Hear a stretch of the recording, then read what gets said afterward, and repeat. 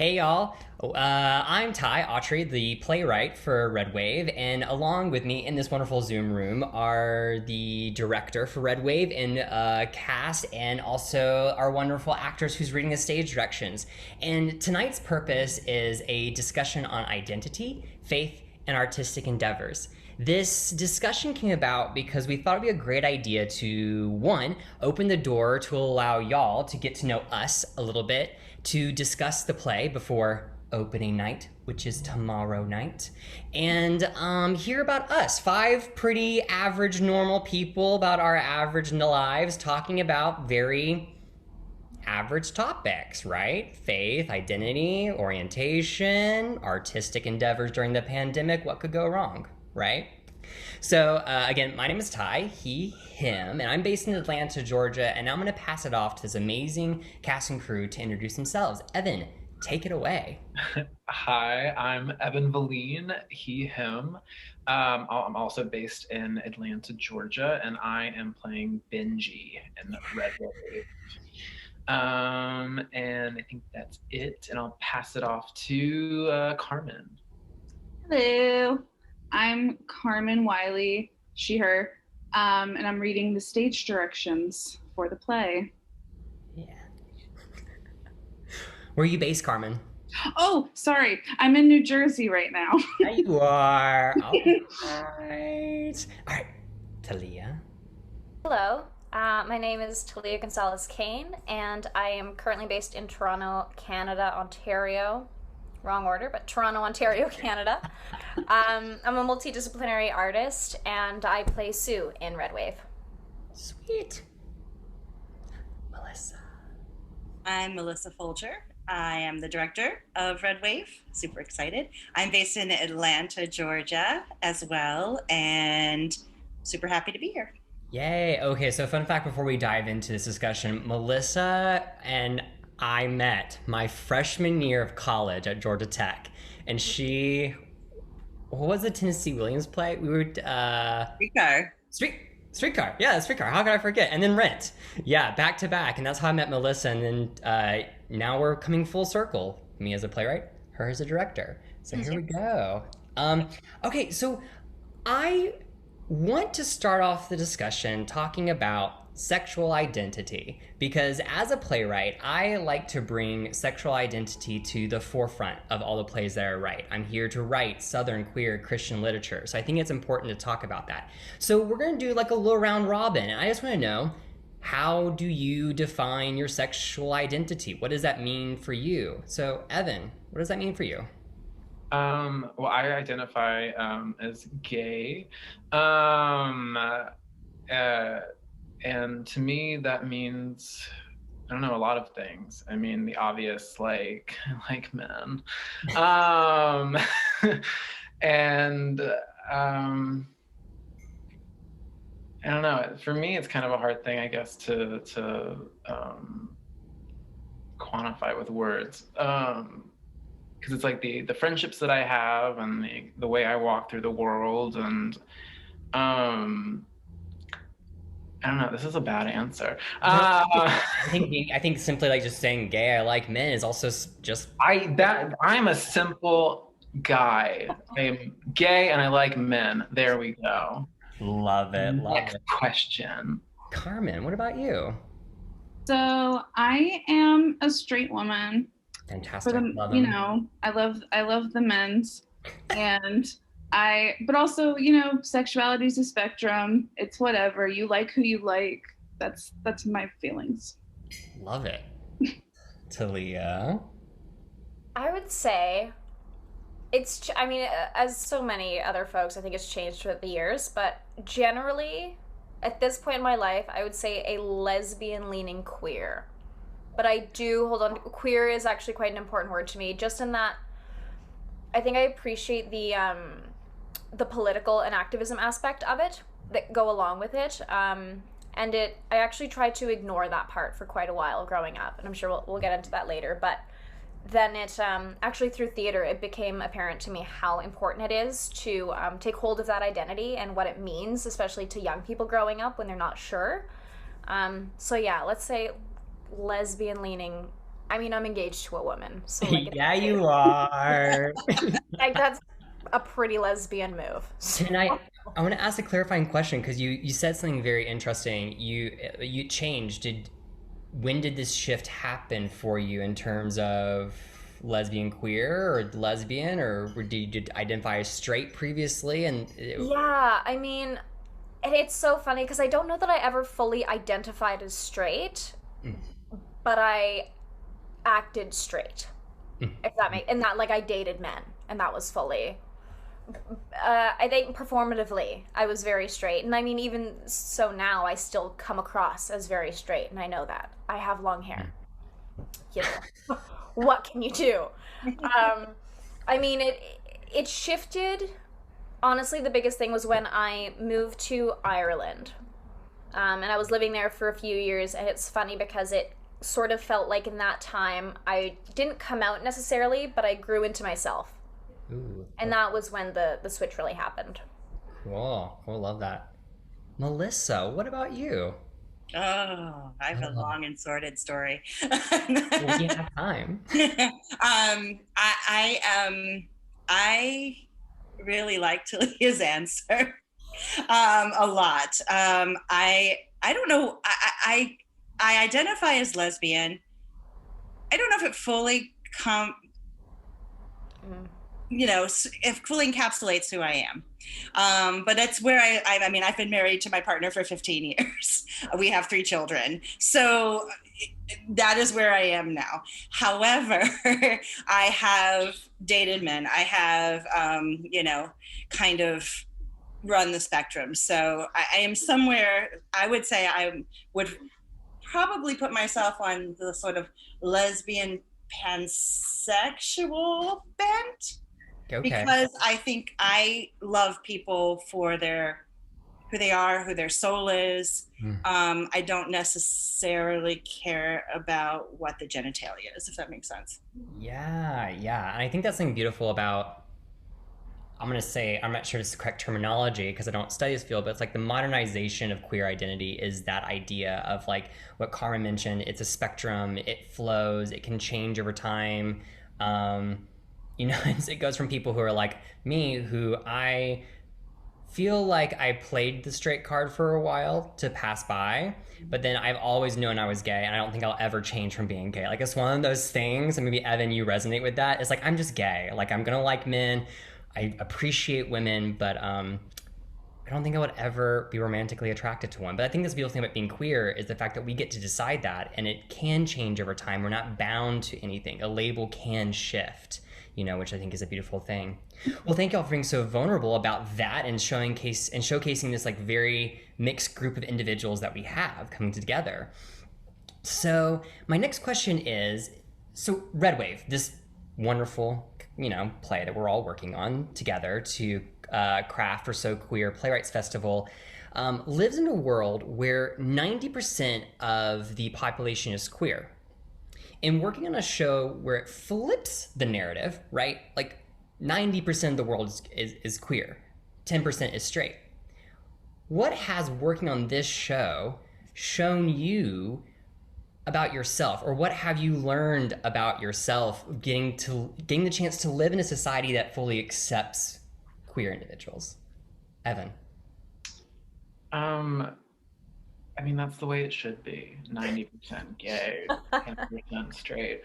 I think just as a side, it's nice to live in that world for, this first act, because that's not the normal world that we live in. So I think that's kind of fun. And my character is a little bit bitchy, and I think it's to have kind of fun with the power play that is flipped in this narrative. But it also is it's interesting to live in that world because it does put things in perspective, and it helps me see myself as like a gay man in this world a little bit clearer, because it's like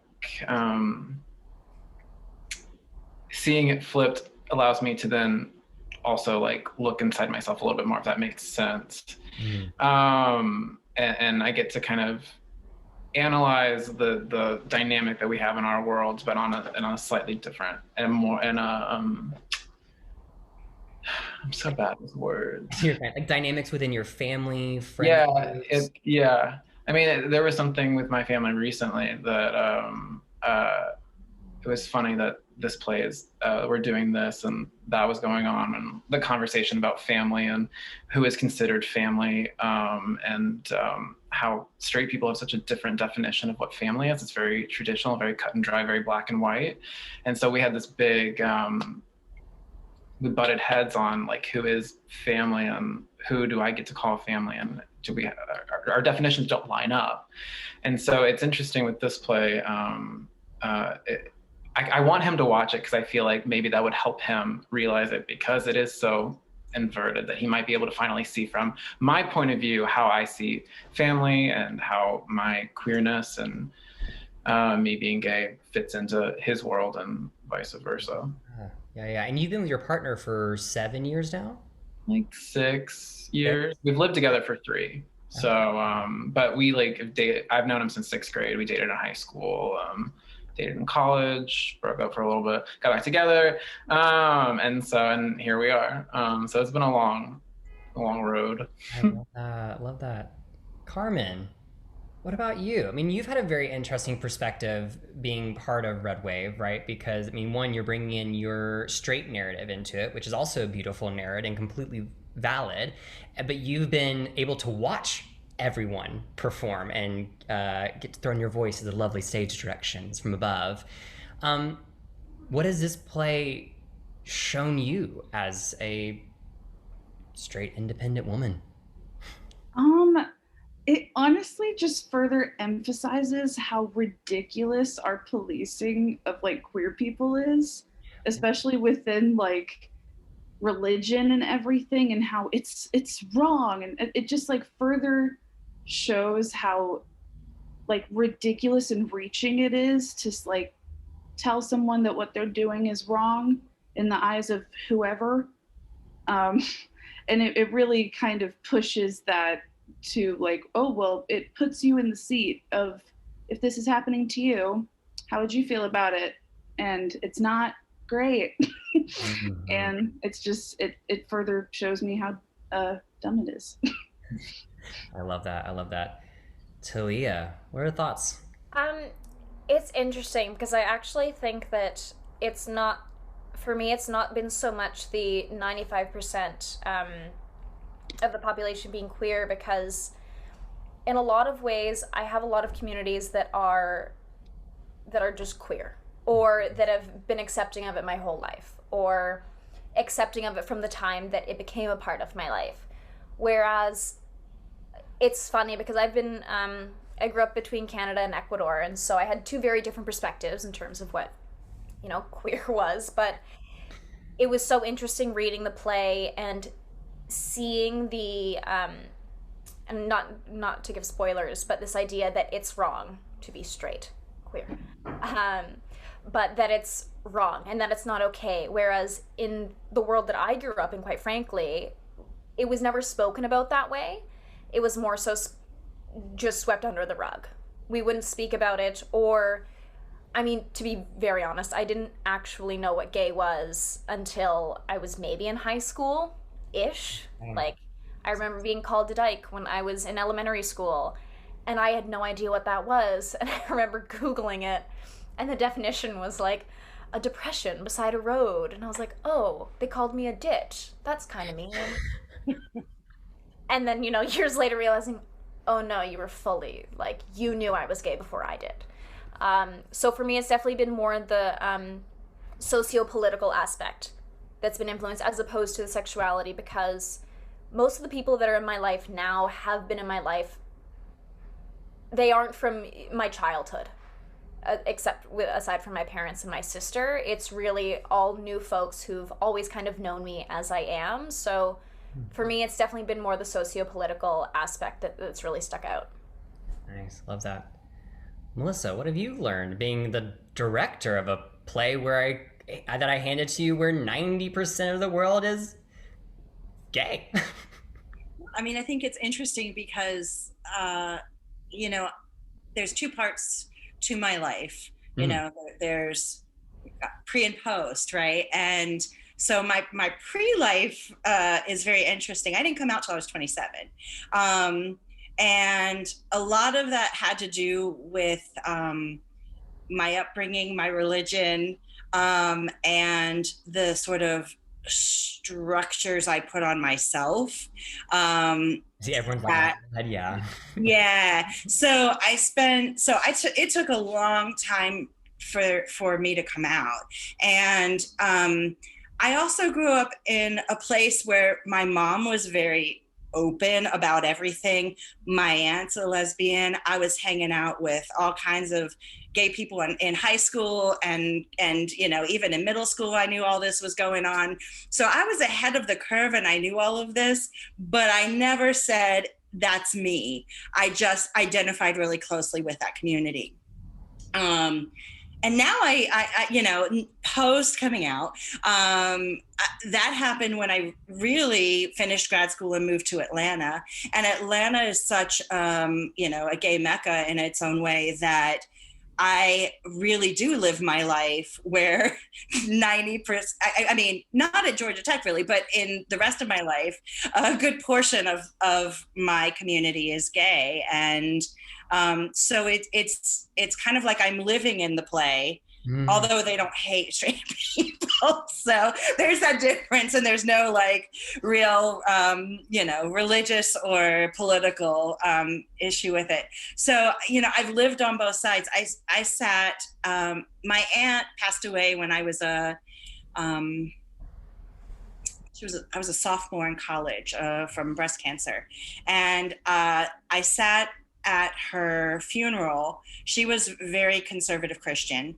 I sat at her funeral next to my aunt, who during my aunt's eulogy and during the pastor's speaking about her death, brought up that part of it was because my aunt was gay, like just openly called it out at her funeral. So, I mean, wait, to clarify, so the aunt that died was your lesbian aunt that died. Her sister. They were sisters. Oh, they were so.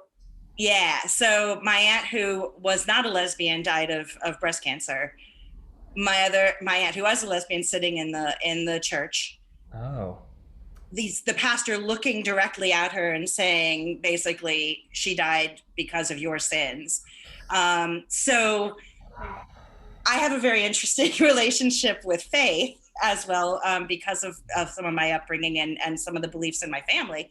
So there's a lot in there that I connect with as well. So it's a really interesting play to bring up a conversation that we all should be having, particularly right now when we're really talking about really strong issues of what's happening with extreme conservatism, what's happening with highly progressive people and the agendas and how so far apart they are, and how do we get to the middle place where we can see each other as family, as friends, or as just human beings who are trying to live their lives and not the enemy. And that's the part that I think is important in the message, hopefully, that we take away from the piece, is that these people are, no matter who the person is, they're your family, and you can do damage to them without even thinking about it because of some of your other belief structures. And so that's something I've struggled with, go through my life trying to figure out who I was. And I feel like that connects and resonates with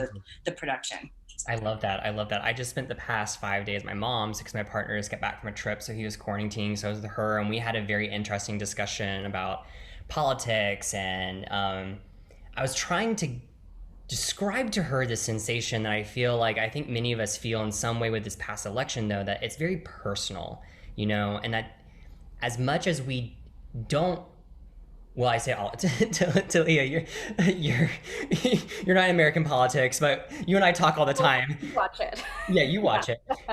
And I was trying to describe to her this sensation, and maybe y'all can help me, or maybe you all can tell me if you feel this as well, of you understand that right now politics has become personal because it is an attack. Like for me, I describe it, it's an attack on my ability to get married, because the Supreme Court's taking that up this summer. Like that is a direct attack of who I am. It's of my rights as a human, and it's personal. And so I'm feeling things. While at the same time, I have friends, because I grew up in the Deep South, telling me they're voting for Trump. or they're voting for Purdue, Kelly Loeffler. Um, and as much as as you said, Melissa, love them as a human, I still feel that pain. It's that duality that I struggle with. And I'm wondering now that we're kind of like veered into this conversation, do each of y'all struggle with duality of loving a person as an individual while also recognizing the pain associated with someone's voting choice, which is kind of the message of Red Wave? Evan, does that resonate with you? It does resonate with me. I mean, I have family members who voted Republican, and it pisses me off. But I think I was kind of, when Melissa was talking, I was thinking about this, and it's kind of a new thought. So hopefully I can get it out. But we're all, I think everyone, we're talking about identity in terms of sexual orientation in this play, but I think everyone is always searching for their identity, and it's more than politics. It's like they identify as a Republican, they identify as a Democrat, and when they vote a certain way, sometimes at least with one of my family members who votes, I don't even know if she thinks about all these things that Republicans vote for, because it's her identity, and it's been her identity for so long that she's voted that way. And that's what makes it hard, is that, and this is why I like being gay, is I feel like being gay has allowed me to have a lot of self-reflection on myself. And I think that I wish that people who voted Republican were able to have that self-reflection and be like, what am I really standing for? What am I really voting for? What does my vote affect? Who does it affect? Because I would love to have that conversation with them and be like, you voting that way affects me in this way, whether it's marriage, whether it's not being able to get fired for being gay, whether, there's all these different things. And I'm just talking about being a gay man. I mean, there's so many things for transgender rights, lesbian, women's rights, all this stuff. And it's like, you identify so strongly as something without knowing what that does to other people. The outreach of it is. Yeah. When you throw that stone into a pond, I mean, it ripples. Yeah. Or when you cast that vote. Yeah, there you go. Yeah. Carmen, what about you? Do you struggle with that duality of the pain associated with someone voting and also loving them as a human, or do you disagree? Yeah. Well, I've been relatively lucky considering that my immediate family didn't vote for Trump. But the first election, my mom voted independent, which is a whole other bad decision, which we talked to her about at the time. But it was really frustrating, especially the day of the election results, because I really thought about calling my mom and just yelling at her, like, you're part of why this happened. You contributed to him, and you think you took a stand for something. And it didn't happen. But I mean, she's luckily, and it only took 4 years of him making the worst decisions and doing horrible things for her to be like, oh, wait, maybe I should vote Democrat this year. And even if I don't like this person, maybe that's the choice I should make. And luckily she did that this time. But I mean, I knew family members, next door neighbors, my friends' family members who voted for Trump. And it does feel like an attack on who we are as people. If you especially with my friends who are gay and their parents vote for Trump, and he's like, do you not like me? What are you doing? And it's very frustrating, and it's a whole other ball game when you talk about seeing people at the Capitol wearing 6 million wasn't enough shirts and you're Jewish. So that's a whole other ball game. Wow. Yeah. My heart goes out to you. Just know that we're there with you. Apart on Zoom, but we're there with you. We stand by you. Talia, as an outsider, or maybe you speak to Canada's, what is Canada's place in this, or what is your perspective being Canadian, Ecuadorian? Our political parties, just sort of the equivalent. I mean, actually, we do have 3 quite strong parties. We used to just sort of have the liberal conservative parties, and then New Democratic Party, NDP, Orange, came up. And they've been doing very well for the past little while. My immediate family, and granted, it's funny because I have really lived such a divided life in a lot of ways, in that I have a very, very small immediate family based in Canada, and then I have a very large extended family based in Ecuador, where, I mean, not even politics, but society itself is just so wildly different. But I've also been really privileged in having that point of view and being able to see the duality of, oh, this is, and I mean, just to focus on that, but being in Ecuador, there's a very different sense of being, and there are a lot of things that I think I'm more accepting and tolerant of, because it's just a very different world. The privilege in Canada is nowhere near, or wait, the privilege in Ecuador is nowhere near what the privilege in Canada is like. Okay. They're completely different worlds, so there are reasons that people still feel certain ways or follow certain beliefs. And for me, I don't feel like I have a right to judge them, because it's just a very different reality. I see. That's a good point. Here, I find myself very frustrated, I think, with the sense of privilege and entitlement that comes along with being in a middle-class society here. And there's a real sense I've found of, this is what I want, and so this should happen now, without looking at the bigger perspective. I mean, we're currently under a liberal government. They legalized marijuana. That was one of the big things that's happened in the past few years. But overall, we're also very engaged with American politics, because it's the big sibling of Canada. America is, like, Canada's just smaller. No one's pretending it's not. Like, it's, sure, landmass wise we're fine, but like population wise, any kind of group wise, it's on a significantly smaller scale. So watching American politics, a lot of folks in Canada often have this idea of, well, we're on this side watching on, not really taking into consideration how much we are actually invested in it and how much it affects the Canadian government, because we are right side by side. It's a 2-hour drive from half the cities. That's not a correct statistic, but Stones throw away. You're right there. We've got a really big border. Yeah. You know? From almost every single province in Canada, you get into the States somehow. We're not actually that far apart, and I do think it's a mistake to individualize the two countries too much. Because the fact is, we have to take responsibility for everyone, and it's not enough to say, oh, well, we're not the States, so we don't have to deal with this. Because the reality is, it is, and we are still a North America. Yeah, and moving toward that globalization of society as a whole in general, right? Yeah. Melissa, we kind of started this question off of your comment. Yeah. Do you have any final thoughts about this duality of the pain associated with people's voting choice that we have to recognize, even though we don't want that kind of pain, you know, and then also recognizing what you said, like they are still a human being. Yeah. I mean, I guess for me, the thing is, you know, as the years have progressed and I watch people on Facebook or on social media of every kind, I start to realize more and more how I grew up in a much more conservative place than I ever thought. And that my family bubble was not as conservative, but that a lot of the people I knew were extremely conservative. So it's shocking to me sometimes to see people say things that I thought were like me.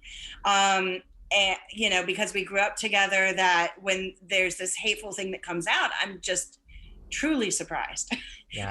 And, you know,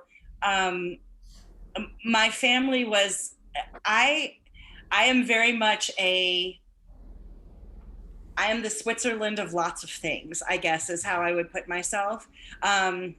Because I label myself an independent. I am a very left-leaning, progressive independent. There might be someone who is Republican or Libertarian who I might vote for. It hasn't happened yet, but I don't want to take that out. So I really try to be balanced. I think part of that comes from my upraising, where I had a very conservative father and a very liberal mother, and I watched them go at it about politics sometimes or not. And so, you know,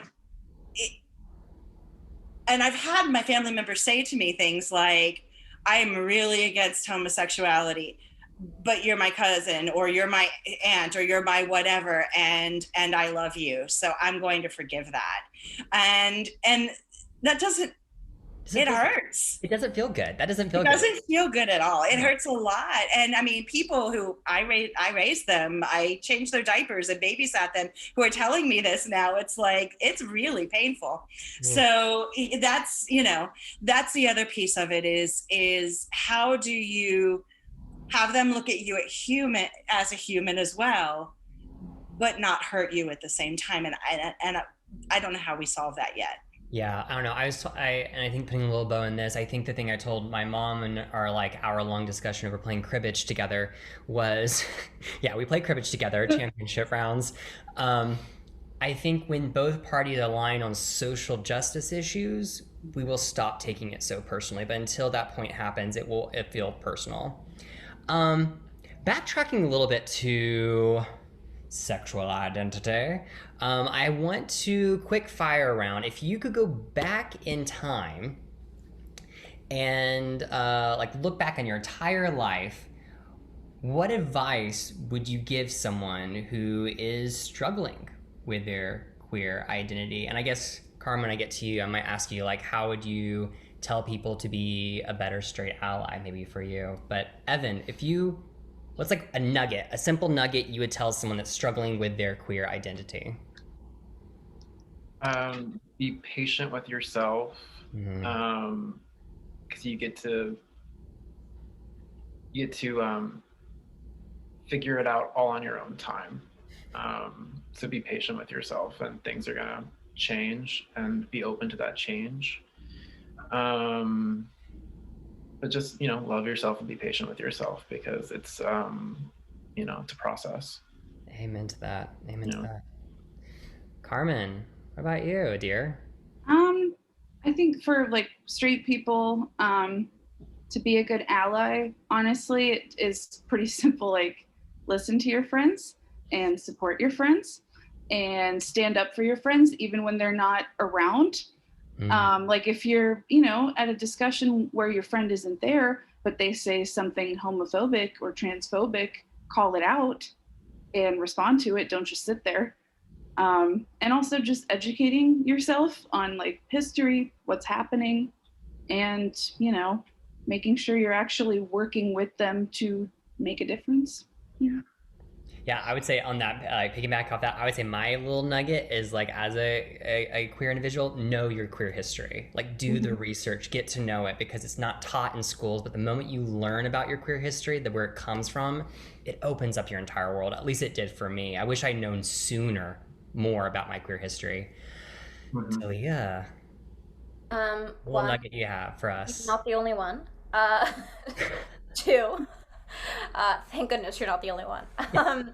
No, but really, I'd say it's okay to fall for a straight person, and know that if someone doesn't return your affection, that does not mean your feelings aren't valid. Well said. Well said. I love that. And you're not the only one. You'll find one. It'll be okay. Melissa? I go back to, so as you said earlier, you were a student of mine, and you worked on a variety project that had a theme that was sort of about the progression of sexuality in some ways, right? Yeah, it was my like senior show. It's called Evolve. Everything evolved in some way. The lighting, the set, everything. Yeah. Yes. So I remember having a conversation with you about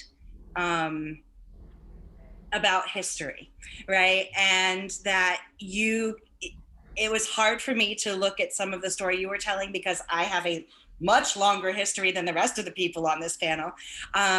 So when I was coming out, or even before I was coming out, it was a much more dangerous thing than it is now. And so we were talking about that, and sort of the feeling of liberation and the ability to be who you are at such a young age. I would probably tell myself, accept who you are. Don't try to hide it. It will lead to years of sadness and years of struggling hard with a lie that you don't have to have. You don't have to, try to keep pushing forward, because I think that that's a thing that happens, particularly when we're talking about, religious issues, family issues. You don't want to disappoint anyone. And there's a sense of disappointment that comes with it that causes you to hide. Yeah. And I don't think you should have to do that. Ah, so well spoken. Love that. Love that. Love that. So my next question, I want to shift gears now, talking about faith. And for this discussion, because I don't really know what your individual faiths are, I'm assuming that if you don't believe in anything, that's still like a faith-based system in a way, because it's a faith in the absence of something. So when I say faith, I mean the full gamut, whether you're atheistic or if you have spirituality, Christian, Muslim, pagan, Buddhist, whatever. So has faith always been an integral part of your life, or did it come later on in your journey, or do you even have a particular faith? Evan. I do. Repeat the first part of the question. I want to make Has faith always been a part of your journey, or did it come in like later into your life? I am not. I don't practice any faith. I mean, I grew up in Memphis, so it was definitely like a part of the culture. I went to a private school that was religious, but for me, I never really understood it. I mean, it didn't make much sense to me. I didn't feel any calling to there. I think people who have faith, I really respect those people because it means something to them. But for me, it never really, it never informed anything really in my life, other than I think there was just kind of maybe the typical shame I felt living in that culture, that, being gay, like, that is seen as like a sin or something. But for me, what I think has become my faith is the things I learned along the way. There's this great quote that I got from watching Patton Oswalt's stand-up. And I think this is such a lovely, I really think it's a lovely phrase that him and his late wife would get in discussions about. He would say that, everything happens for a reason. And she would say, no, the world is chaos, be kind. And it wasn't until she passed away that really made sense to him, that, the world really is chaos. To me, the world is chaos. And the only thing that we have control over is being kind. And so if I was to say I have a faith, it's that, out of all of this mess, all this chaos, all I have control of is being kind to the people around me, kind to myself, kind to people who are still learning. And maybe that way the world will be a little bit of a better place. Because I think that is the point of faith, is that, we're all trying to be a part of a better world and better ourselves. So to me, that's, I guess, would be my faith. I love it. That's great. That's great. Carmen, what about you? So I have a weird background. So my dad is from a Christian household. My mom is from a Jewish household. And they both don't like religion. So, like, not even just don't practice, they fully both just don't like organized religion, and kind of didn't enforce that on us. But if I would ask, they'd be like, oh, no, like, not about it. But we also celebrated holidays. So, like, we did Hanukkah and Christmas every year and all of that. And never any kind of church going or like temple going. And so I pretty much grew up with traditions and not religion. Hmm. So my mom used to, because my friends at school would get confused and be like, "So what are you? Because you do both. So what do you even do?" And I was like, "What do I tell them?" And my mom was like, "Just tell them that we are traditional Jews. We practice the holidays, not the spirituality."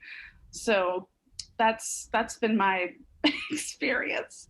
Is that so you currently do the Oh tradition? yeah, yeah, I pretty much don't have a religion I follow. Like I've been to church with my friends before, and it was never something I felt particularly comfortable in. Hmm. And I like couldn't really get into it. I don't really find anything that I follow spiritually. Besides, I'm not really atheistic. I feel like I'm still floating in a, maybe I'll find something that I'm into one day, but right now I'm good where I'm at, just doing vaguely Jewish things. Love that. Faithfully doing Jewish things, being kind to people like Evan said. I mean, why not? Talia, what about you? Yeah, it's funny because you and I, Ty, had a conversation about faith a few months Mhm. ago. I was raised in a practicing Roman Catholic family. Again, mother from Ecuador, so very Roman Catholic there. My grandmother was very religious as well, and her family came from Ireland, so Irish Catholic, Roman Catholic. There was a whole lot of Catholic happening in my life. Um, Also, and butting my, head Catholics in some regard, right? I mean, if I know my no, I churches mean, right, or no? granted, I was quite young. Like, I never saw them butting heads. Okay. Everyone just seemed to agree that God is good. Like, there was never really more more debate on that. Granted, I was quite young, and my grandmother did pass away when I was quite young as well, so I never really got to see if maybe there were some conflicts. But like, I did all the Eucharist sacraments. I went to catechism every single week. I went to church every single week. I was an altar server when I was in high school, and our church was on Saturday nights. So instead of going off to the parties with the rest of the cool kids, I was in church in a row ringing the little bells, and I loved it. And but to be honest, I never really thought too much about it because it was just a part of our. Each weekend we went to church, and that was never really a question. Um, I went to some Christian camps, and there's actually this photo of me when I was maybe 6 or 7, and I'm wearing a hard hat and holding this little. It's religious, I swear. Um, and I'm holding this little paint stick, and it says "Stirring Up Love for Jesus" on it. And I'm standing in this photo holding this little stick with this little helmet on, and I look so angry. And I'm wondering if maybe like the way it was enforced and pushed upon me just really put me off. Um, but I went away from it only when I was older because I started realizing, oh, I don't know that I've ever really thought about this or what this means or what it means that I follow this or that I pray. Um, Took quite a few years off, I guess. And then recently, like within the past year, I started finding myself leaning towards religion more and being curious about what it was, and being curious about exploring this thing that was really a huge part of my life growing up and still a very big part of certain people in my family's lives. And I found a lot of comfort in it. There was also something I always found whenever I traveled. If there was a church or a cathedral nearby, I felt a really, really strong need to go in, um, and stop, and I would go into a pew and kneel, and I would pray, usually to my grandmother. And that was sort of the time that I guess I felt, and I mean, like, that was a tough death for me to deal with as well. And the grief process was really long, but religion was actually the one thing that really I found support in with it. So in the past few months, I've actually really veered far more towards being religious and practicing religion again. Not with the beliefs of, the stuff that say people like me shouldn't You know, be. evolution from child faith to adult like faith, as they say in the Bible, Yeah, like that arc in everything, I would yeah, describe it as. Based on our conversation you have, and I have to throw this little nugget in. exactly, This yeah. conversation got started because you came and saw my solo show where I talk about being gay and a Christian. You came to New York, you saw it, and here I am throwing you into another play where you're playing a very religious teen, Hmm.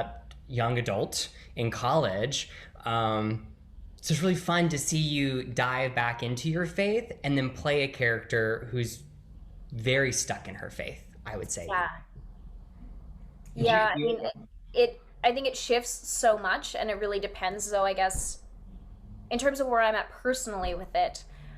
I I lean more towards practicing grace, if that makes sense, and approaching things with grace. And that has been, I can't even explain how big of a game changer that's been for me in my life the past few months. It's just, and also straying away from this idea of being right or wrong, or trying to do what is right or wrong, and just practicing making thoughtful choices instead, because regardless of it if it's right or wrong, in 1 year, or maybe it's wrong in 5 years and was thought to be right in a year, at least it's been thoughtful. And in that, I can have faith in myself and everything else. That's a good point. Good point. That's that. Melissa, what about you? Because you mentioned before already in this conversation that you've, if I'm hearing correctly, you came from a conservative background. So I'm assuming it was religious as well, because North Carolina. Well, no. Well, my parents moved to South Carolina after I went to college. But I have always lived south of the Mason-Dixon, so I guess you consider me Southern, even though Maryland, most people don't consider Southern. So my parents met in the Methodist Church, and have sort of been Methodist all of their lives. And I have gone with them through that until I went off on my own.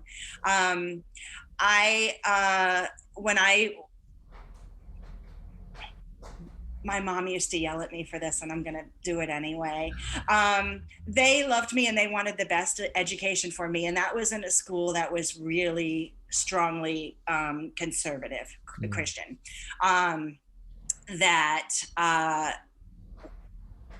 We went to chapel every week. Each day had a Bible devotional. And I learned things that I have since sinned in so many ways from what they taught me, from going to a Prince concert and an AC/DC concert to being gay. So just check all the boxes. Just check all of them. Everything they told me, I was like, clearly that's me. Okay. So for the first 6 years of my schooling, I was in this really conservative Christian ideology, and it had a really huge impact on me, and what my understanding and my worldview was of what was available to me. And so when I left that school, I left when my mom and I both had enough. She got upset because they would get upset with her because she let me choose my own clothes. And I might come in not matching clothes, but she wanted to teach me to be an independent thinker. And they were like, well, you should not. So, and I got tired of all of it was just too much, the level of religious conservatism. I have a hard time saying that word. So, 7th, 8th, and up through high school, I went to a Methodist church with my parents on the weekend, which is where I went, even though I was in the school during the day. When I went to college, I stopped doing everything. I was like, okay, I'm done for a while. But when my aunt died of breast cancer, I suddenly, I needed to understand. I needed to understand why 32 to 36, I can't remember where she was, 32-year-old woman with 4 kids, why somebody would take her away. So I started taking classes in school, and I went to a hoity-toity liberal arts school. So I took classes in mysticism and world religions to try to understand kind of all of the religions of the world, to see what worked best for me, where the ideology of all different religions matched and where they didn't, and why they didn't. And so that helped me kind of get a worldview on the idea of spirituality as opposed to religion. I love tradition. I love the idea of the structure of ritual.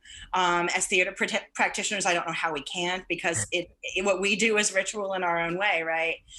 So I respect that exists in a church, but I don't necessarily need that to know who I am and to know how I'm supposed to fit into the larger picture of the world in which we live. So I don't practice anything now. My children have gone to church with me a couple of times, and with my parents when we visit them. But I much like Evan, I'm trying to be kind, and very much like Talia, the word grace has been come out of my mouth more since the pandemic started than anything else, because I think that that's something where we can really make connections with people if we provide them with a sense of grace to meet them in a common place instead of arguing with them about not. Yeah. So that those, when you both said that, it really resonated with me, because that's sort of where I am in my spiritual journey.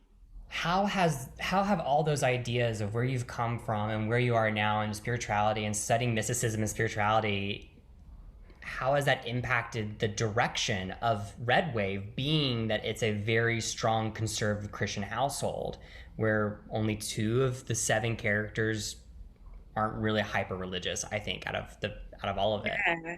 Well, I mean, I think, it's interesting because having that background and that really strong conservative, philosophy, I could tap into that. Mm-hmm. I remember it well. I mean, it psychologically scarred me in some ways. I used to have nightmares about the second coming, and they talk about the horn trumpet coming and Jesus coming down. I used to wake up screaming that was happening and I was never going to see my family again. That's how much they scared me with their version of religion. So I didn't want to be a part of that, because I don't think religion should be about fear. It should be about love and grace. And so that part to me resonates, is that it seems in a lot of the cases, particularly in the show, that they're living out of fear. One of the things that Mom says over and over is, I'm just afraid for her, when I came out, that was my mom's thing. My mom's thing was like, it's not that I am against you being gay. I'm afraid for you. I've watched your aunt go through it. I've seen what she's had to go through, and I don't want that for you. So that fear-driven form of religion is something that I had to think about again, and which I hadn't thought about in quite a while when working on the show. And then, for Lily, she's trying to provide grace for her family so that they can understand who she is, and that she is different from them. And she was expecting that grace back and struggling with not getting it. So it really is the balance of both sides of that fear versus grace kind of philosophy of religion that we're all struggling with. Yeah, and this is a great segue to my next question, which, I mean, everyone I feel like that knows me knows my answer, which is, my next question is, can you be gay and a Christian? And I'm fully throttled, like, you can be. They're not in opposing ideas of each other. I've studied the theology. I have friends that are gay pastors and all of that. Like, I know it. But I'm curious, as like a poll, you can be simple like yes or no, or a little bit to the thought, whatever you want to put in here. What are your thoughts? Do being gay and Christian, I'm talking about a very particular sect of all the religions out there, can they coincide together, or are these 2 identities at opposition? Evan. I mean, I know people who are gay and Christian, so I know they exist, though I don't always understand, but I'm just kidding. But, me and my partner were talking about this a little bit earlier, and I think it depends sometimes on the denomination. I mean, for some denominations, it's very, very strict in doctrine that, it's a sin to be gay and all that stuff, but then you get like Methodists who are really cool with it and or mostly cool with it. I think they recently split up or something about that. But I think it depends on how you, and this is probably going more than you wanted a simple answer. I mean, yes, but also I think that because to me, like, and this has been a long journey for myself, because kind of it resonated with me what Melissa said, is that there is a lot of fear related to religion, and I haven't thought about it a long time because I really haven't been. I mean, we went to church when I was younger, like very young, but I never really wanted to be a part of it because I always saw it as something of like I always felt really judged, and there was a lot of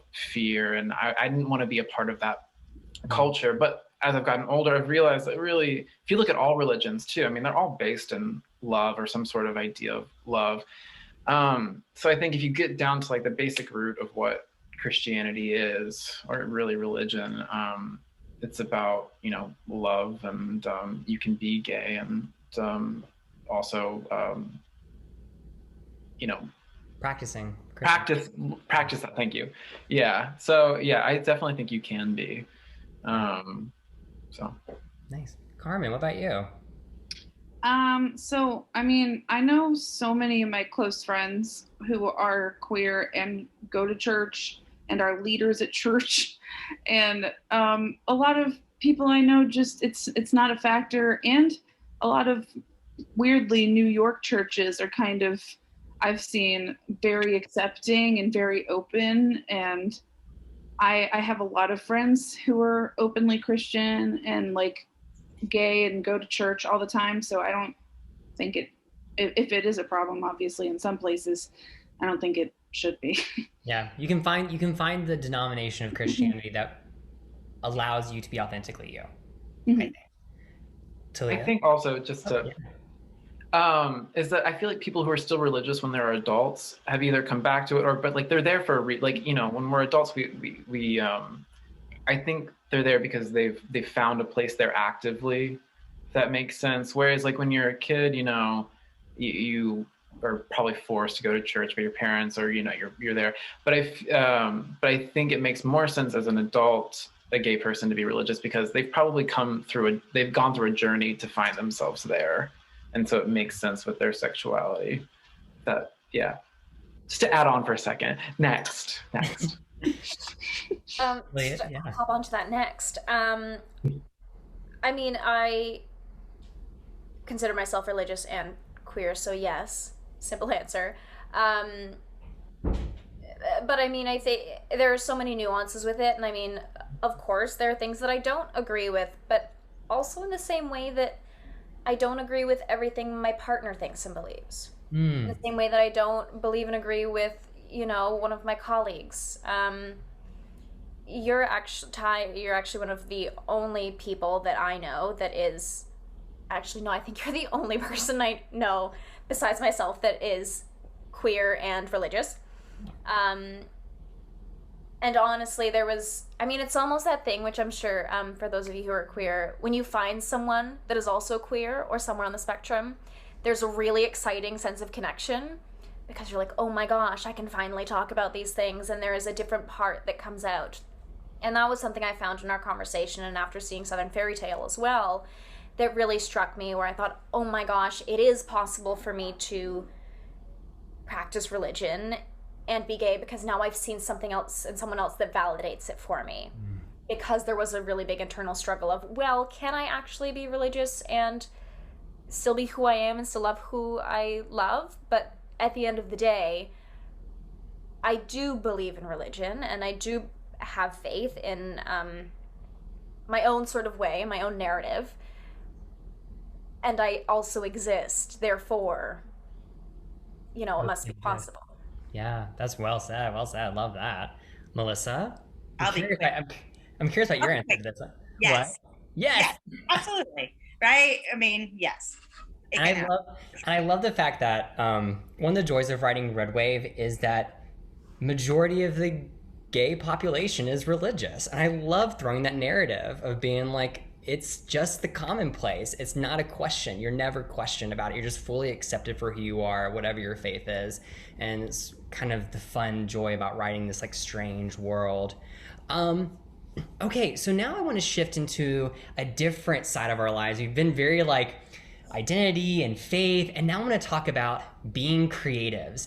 I've been on a journey, especially during this pandemic, of exploring what it means to be a creative, as an individual, as a career, living and breathing it. And so, my first question about it is, I mean, the pandemic has been raging for months now. I mean, we can't ignore that, right? And we're still going through a pandemic. I think by rough estimates, we're probably going to be in it for another 6 months, and like that's the reality of it. So, I think 6 months generous. yeah, so like we're in it for the long haul here, but I want to know from each of you, how have y'all stayed artistically fulfilled during this time? Evan. Um, Artistically fulfilled. I mean, it's been hard in this industry to do it because it just I mean, at least theater wise, I was in the middle of my was very lucky. I had been cast in like 3 plays back to back to back, and then during the second one, the pandemic hit and we had to cancel it, and then the other show got canceled, and there just wasn't any way to really do at least theater at first. But I think artistically, I've been able to do some readings. I've been able to do some Zoom classes. I've spent a lot of time taking a step back, evaluating things, educating myself. I've listened to a lot of podcasts. I think I've been an actor for several years. I mean, since high school, professionally for about 5 years, and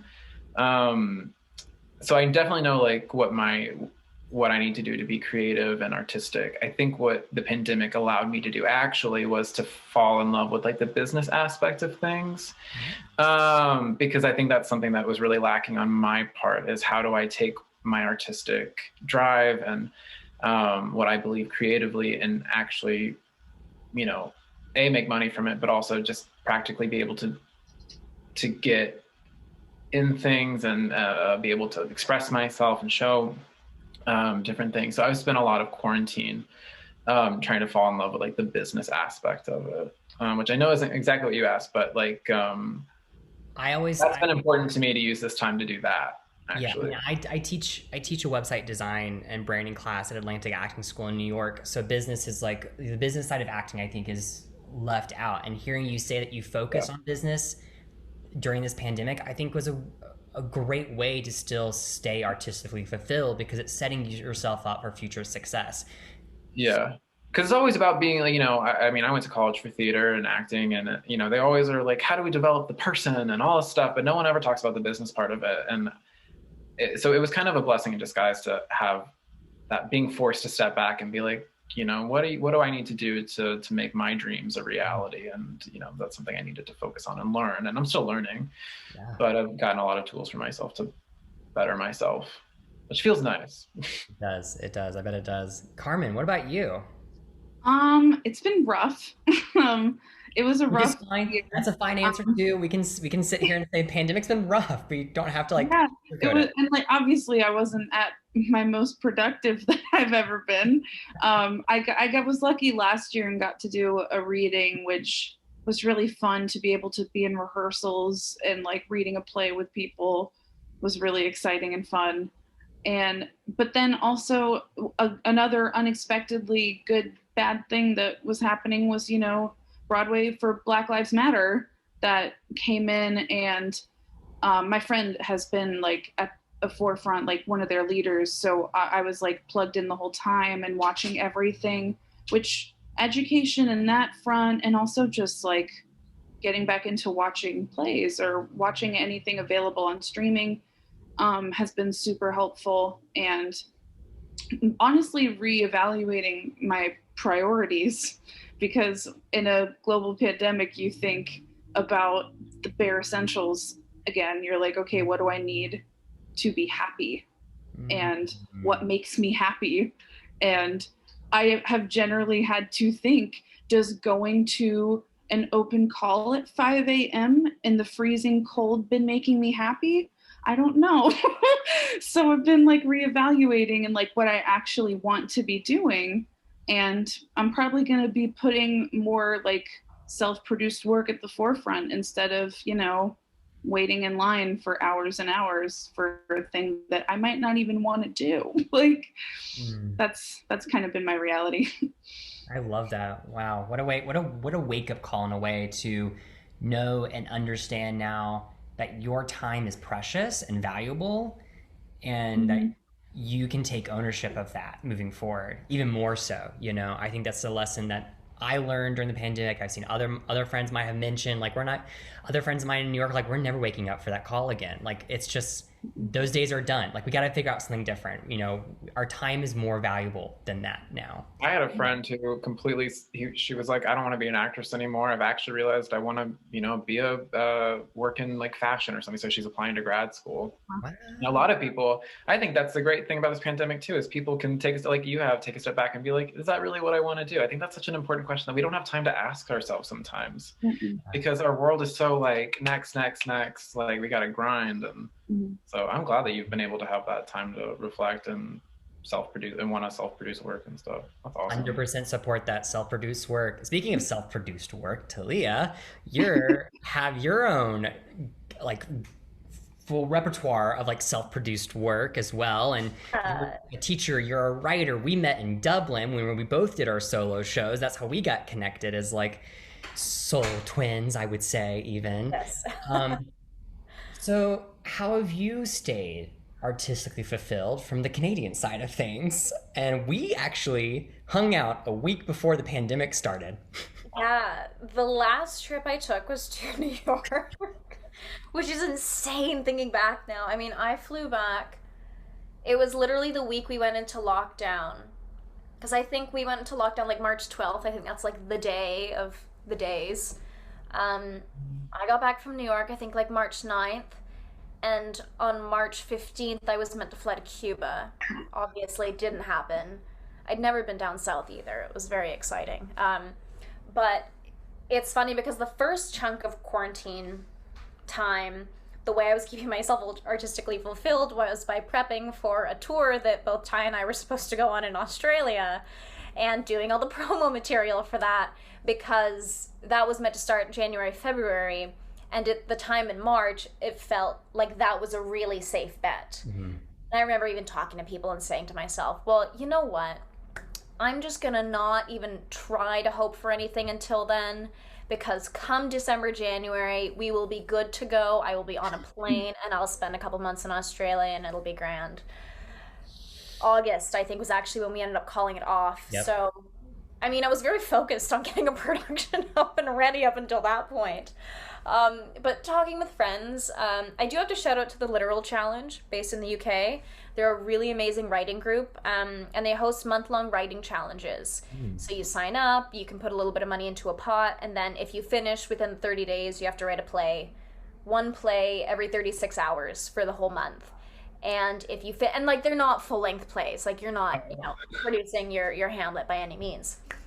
But it just is, it's a really great practice and encouraging to write. There's a little group as well, so you can chat, and they have like a Zoom call every week as well, so you can chat with people about your play ideas and stuff. And that was just a really beautiful sense, because there's no pressure on it, but there's also a group of people that you don't know from around the world. Like, I think the last time they had like over 60 countries participating.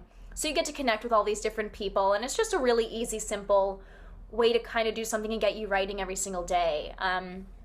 I'm lucky in that I do also work across disciplines. So I do work as a writer, which is essentially being in quarantine all the time, to be honest. It's just kind of sitting by yourself and writing, or not, or puttering around. And yeah, I mean, just talking to other artist friends, and when we we're in lockdown again in Toronto now, but before that, a lot of things were shooting. So I was doing some TV and some voiceover when things were a little more open. And now, I mean, things have adjusted a bit, so now we have a cap of like 10 people on set. So I'm still doing some of that. And then just really conversations with other artist friends, I think, has been one of the main things. and talking about things that aren't just how are we going to make this specific project happen, but what are we feeling and what are our ideas, and just sort of shooting the, I don't know, am I allowed to swear? Like, Yeah, shooting the shit. yeah. Yeah. That's hardly like that. In the Yes. play, we throw around a lot of words. So we can throw around a lot of words here. Someone asked, like, "Oh, is there an age cap?" I was like, "Well, I think PG-13 plus maybe would be a Yeah. good idea for this show. Don't bring Yeah. your like 8-year-old to this show unless you swear on your 8-year-old. Then please, by all means, bring your 8-year-old." Yeah. You hit on something that a good girlfriend of mine she was in New York during the pandemic. She moved to San Antonio. She's mentioned there's a difference now between, and I think I'm going to summarize this, but creating for the sake of work and creating for the sake of just solely creating, you know? And I think for a lot of actors, we got stuck in the mindset we have to create something because it has to do work because I need the money and I got to advance my career. And now we're like, oh, I can create work just to be creative. And I'm still in the mindset of like, I'm still trying to create work to move my career forward because I still feel like I'm catching up in a lot of ways, but I'm slowly now drifting more into like, you know what? I actually just want to create to create. If it doesn't get produced, if nothing happens, I just want to say I wrote something. Like the writing challenge sounds so wonderful. I might text you later to get the information. Actually, yeah, literal challenge. Check them out. Literal They're on the challenge. web. Okay. But actually, just to piggyback off of that as well, I found a lot of. I mean, I'm sure you guys have seen folks who are starting up like side businesses, or people who like paint or crochet or macrame or whatever they do, and then there was, for a while, I think, this really big pressure to suddenly monetize every single hobby you could have ever had. So it's thinking like, oh my gosh, yeah, I like to crochet sometimes. I should start a crochet shop on Etsy. Let me start selling everything. But remembering that, like, if that brings you joy and you want to do that, then absolutely. But it's also you're allowed to be creative and not have to turn it into a business. Yes. You're also allowed to be creative and be bad at it. You know what I mean? Oh, yes. Yeah. I think that. failure is the most important creative thing because Melissa, as a teacher at a university, having taught students during this time at a technical school, but in the you explain it better than I do. So you teach classes at a technical institution in the liberal arts program? Liberal arts college, yes. Yes. Yeah. So while Georgia Tech is an engineering and technology-based school, we do have a liberal arts college. And I am in the School of Literature, Media, and Communication, where I teach classes as well as help to run Drama Tech with all of the students who are never going to be, well, I can't say never because Ty is the exception, and there are a few others around town. But where most of them are not going to go into theater. They just do it because they love it, which is a very amazing place to be because their level of investment is really high and their care for it is extremely high as well, because they're trying to make the most of it before they go off and make a lot of money as engineers. Lucky them. Where their starting salary will be probably twice mine. But that's okay. So, it's been very interesting because my teaching gig has continued.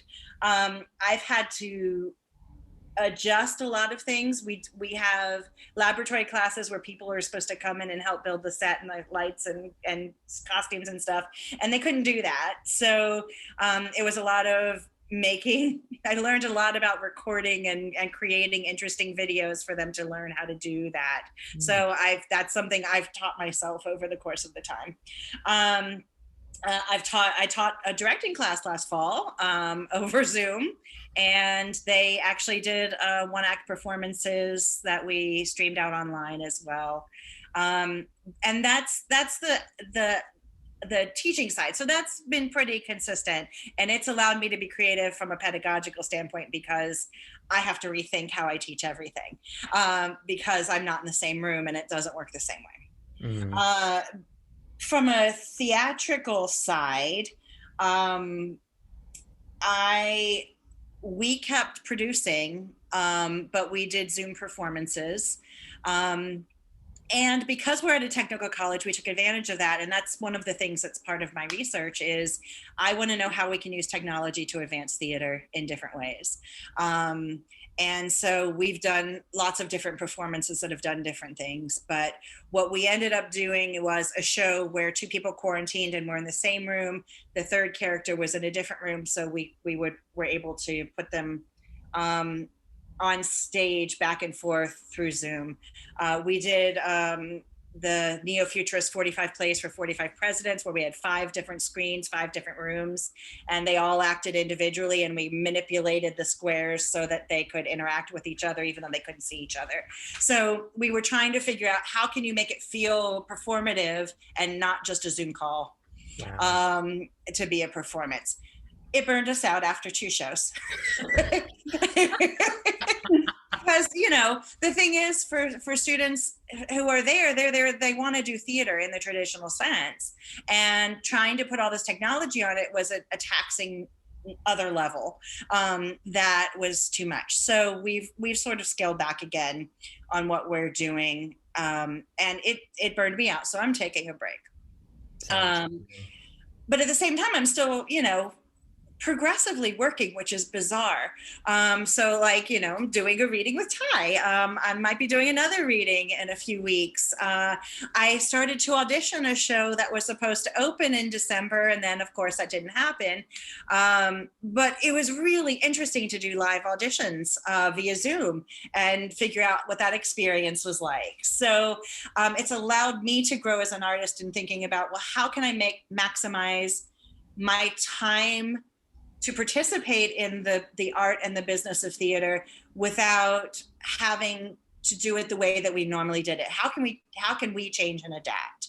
And I think that is something that has been really helpful from the pandemic for me, is to think about how can theater change and adapt to work in this contemporary world that we live in that is so different from where we were traditionally. Yeah. So that piece has been pretty spectacular in its own way as well. I love that. I love that. And that actually is a great segue into like our final question of this like amazing night that we've had talking about all these wonderful conversations. I want you to take yourself, your current self, everything you know, the past 9-10 months of the pandemic, and if you go back in time and sit with your former self in March, what creative advice would you give yourself? What creative advice would you give yourself if you go back in time and sit down with you in March? Evan. If I could go back to March and give myself creative advice, is that the question? Mm-hmm. What would that nugget of creative advice be? And I still know that there's going to be a pandemic, right? Yeah, there's a pandemic, yeah. Okay. Oh God, I don't know. Just to get curious. I think that I should probably give myself that advice all the time, but you know, stay curious, and get curious for things that are not just theater or film related. Though I think most of the things I've gotten curious about during the pandemic have been. But yeah, I would tell myself, get curious, just get out there, read some books, read some play. I don't know, I know how to knit, but learn to do something. I don't know. Paint badly. Go on more walks. Get dirty. I don't know. Roll them up. Get curious. That's what I would tell myself.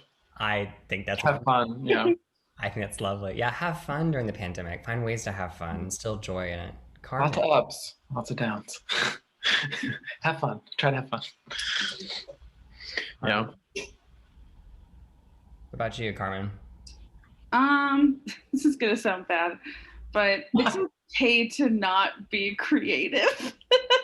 Like, you're living through a pandemic and everything's horrible. And I think I spent a lot of the pandemic feeling bad that I wasn't being super productive with my time. And like, I think during an unprecedented pandemic, that's okay sometimes to not be pushing to be like creating something constantly. And you don't have to be working through like working all the time right now. Like this is the time to take a break. Like you've been working 40-hour weeks plus whatever else we're doing on the side, and you can take a breath. Obviously, like don't just do nothing with your time, but like you don't have to work like things aren't insane. Yeah. I love that. I love that. Breathe while you have the chance to breathe. Mm-hmm. Yeah. Yeah. Talia? I'm so sorry. So this is a bit of a shout out to the writing challenge.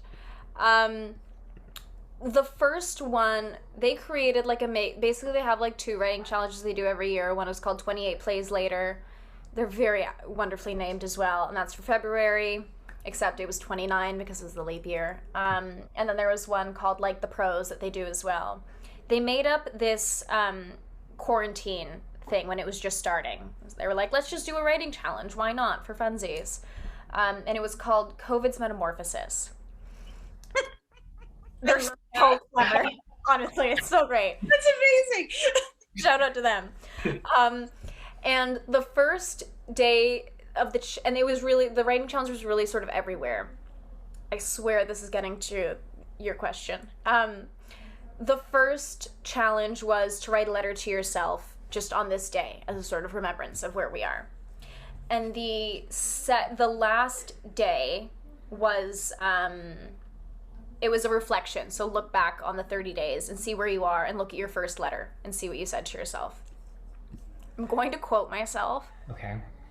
Because it really encapsulates sort of where that nugget was at. Because actually I've gone back to this quite a few times throughout the quarantine and remembered and realizing how far away that seems and how different and sort of dire it all felt at a time. This is just a little tidbit quote of myself, and I'm so sorry for doing this, but like it encapsulates the answer better. So it says, at the end of this past 30 days, I've grown. I'm still here, and it could be worse. But I still want to cry, and I think that's okay. And I think that needs to be okay. For me to be okay. There's so few things to be sure of, but through this time, I can confirm, I know, I'm sure I'm an artist. I'm meant to be a writer. I'm meant to be a dancer. I am a dreamer, and I must do those things. That is what I can be sure of. And thank goodness for that. That's, I guess, yeah, just sort of, if there are things that you know, you can be sure of them. And those will also change, but allow yourself to be sure of something if you think that's where you're at. I love that. It's great. Melissa, what about you? What creative advice, if you go back in March, would you give yourself? Thank you, Tulia, for opening the door, because I actually, somebody asked me a similar question in September. Or I'm sorry, yeah. Oh, no, in September, about what I would say to anyone who's feeling stifled at the moment. And so this is my response, and then I will give you the chrysalis answer, at the little nugget answer in a moment. But my ever in a Pandora's box that's been open, full of a lot of negativity, my little piece of hope flew out, and this is what it sounds like to me. I said, I would say that this is the best time to be an artist, even though it may not seem like it. Some people think that the arts are going to be the last to come back or recover, but the reality is it's during times like this that artists are their most creative. We're able to think in ways that are different from most people. We can visualize what the world can be, things we want for the world, and communicate those through a unique medium. So while we may not have the ability to bring people together in a room, artists are still trying their hardest to work and are trying to be innovative about how to continue working. That innovation is going to lead to an explosion of new work. Along with that, because there's so much change that's happened both politically and culturally, there's going to be a cultural shift where artists will have the ability to be at the forefront because they'll be able to communicate, synthesize, and empathize in transformative ways. I'd say don't give up hope. It may seem really dire, but keep going. For me, I think the thing that I've learned about myself is I need to give myself space to not do, because it is a churn. But that I need to realize that I'm in the middle of a moment of extreme transformation, and not just for myself, but for everything, and to allow that to go wherever it wants to go, because in the end, we are going to survive. We are going to persist, and we are going to be able to hopefully continue to evoke change through story making. I think so. I think, and you said something that really struck with me. I think it's like my little nugget that I would give to myself back is like, say yes to the work. Let the work speak to you is something that I learned during this pandemic. And I wish I had told myself that sooner of like, just listen to what you're doing and just follow the instinct, the voice, and say yes to that work. Well, y'all, this has been an incredible journey. And for those of y'all that are watching, please come see our show. It is on air January 15th through the 29th at So.Queer.org. You can get tickets. If you see all 4 of the plays that are being featured at So.Queer Playwrights Festival, you'll get a survey. At the end of the survey, they'll ask you what you thought of the plays. Maybe vote for your best one. The number 1 play at the festival gets to move on and gets produced by Richmond Triangle Players. So obviously, we hope to do that play, but obviously we want the best or the most creative or whatever strikes your fancy. I don't know. I'm not going to try to sway your vote here. This is a discussion about life, not a discussion to bid for your vote. See plays, see queer work, support queer, support new work. That's what I have to say about that. And until then, well, I'll catch y'all later. Bye. Bye.